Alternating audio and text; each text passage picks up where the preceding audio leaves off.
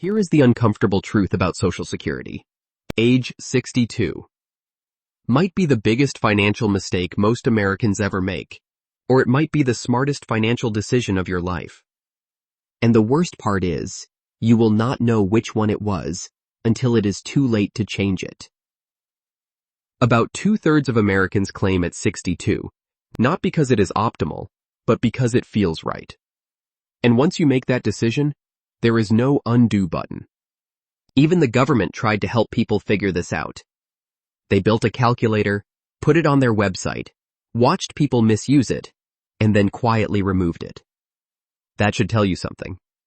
What follows are 7 specific situations where claiming at 62 actually makes sense, not emotionally, not based on guesswork, but based on how the math really works.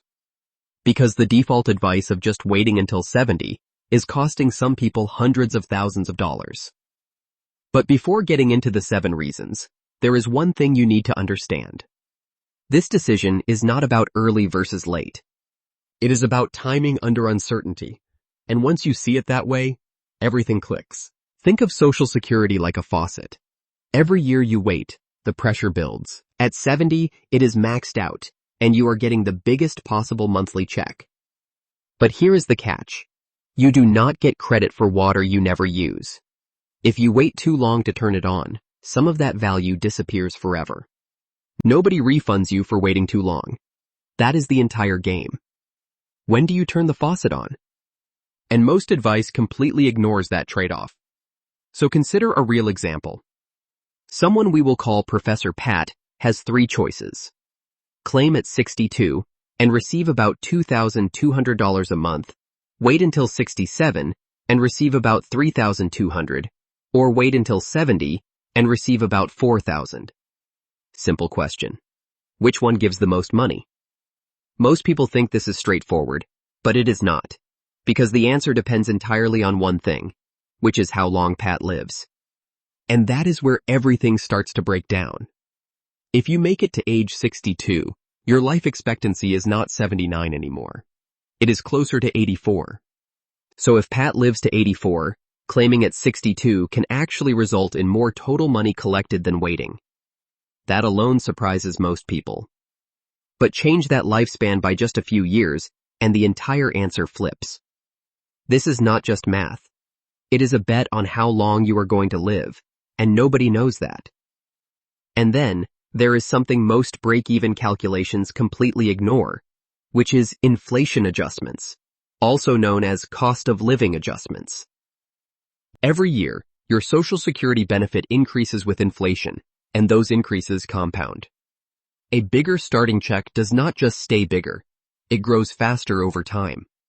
When you factor that in, the difference between claiming at 62 and waiting until 70 can exceed $200,000 over a lifetime. So if waiting can be worth that much, why would anyone claim early? Because there are real situations where claiming at 62 is not just reasonable, but the better move. The first is when your health is not great, and you are being honest about it. Not optimistic, not hopeful, but honest. If your family has a history of serious illness, if close relatives did not live into their 80s, or if you have already had major health issues, then waiting for a bigger check may not make sense. The entire strategy of delaying depends on time, and if time is limited, the math shifts quickly. Claiming early in that case is not pessimistic. It is realistic. The second reason is that your best years are right after retirement. Retirement spending tends to follow a pattern almost nobody talks about, which includes the go-go years, the slow-go years, and the no-go years. At 63, you have energy, mobility, and freedom. At 80, that is not guaranteed. More money later does not always mean a better life. Sometimes it just means unused potential. The third reason is that your spouse may not be able to benefit until you file. If your spouse has a lower income history or did not work enough to qualify for a strong benefit, they may be eligible for spousal benefits, but they cannot access them until you file. So delaying your claim might also delay income for your entire household. In some cases, filing early unlocks thousands of dollars per year that would otherwise be unavailable. The fourth reason becomes even more strategic. If your spouse is the higher earner and has a serious health condition, their benefit may eventually become your survivor benefit. Instead of waiting, you claim your own benefit early, collect income now, and later switch to their larger benefit. That allows you to collect money during years when you otherwise would receive nothing. In some cases, this single decision can be worth 6 figures. The fifth reason has nothing to do with health, and almost nobody talks about it, which is the stock market. Imagine you are retired and living off your investments, and suddenly the market drops 40%. Every dollar you withdraw locks in those losses, which can permanently damage your portfolio. But if you turn on Social Security early, you create a stable income floor. You reduce the need to sell assets at the worst possible time and give your investments time to recover. There is even a flip side. If you are not withdrawing yet, that income can allow you to invest during market downturns, effectively buying assets at lower prices using guaranteed income. The sixth reason is taxes. Social Security benefits can be taxed depending on your income, but if you are in a low-income period right after retiring, your benefits may be taxed very lightly or not at all. Later in life, required withdrawals from retirement accounts can increase your income and cause more of your Social Security to be taxed. By claiming earlier during a lower income window, you may reduce your overall lifetime tax burden. The seventh reason is simple. You need the money. Life does not always go according to plan. Medical expenses, job loss, family obligations, things happen. Social Security exists as a safety net, and if you need it, using it is not a failure. It is the system working exactly the way it was designed to work. Consider a real-world scenario. Someone retires at 62, married to a higher-earning spouse with health issues. If they wait to claim, they might collect nothing for several years and then eventually switch to a survivor benefit anyway. But if they claim early, they collect income during that gap, potentially adding up to hundreds of thousands of dollars they otherwise would have missed. Same system, different timing, completely different outcome. To be fair, there are also situations where waiting makes more sense.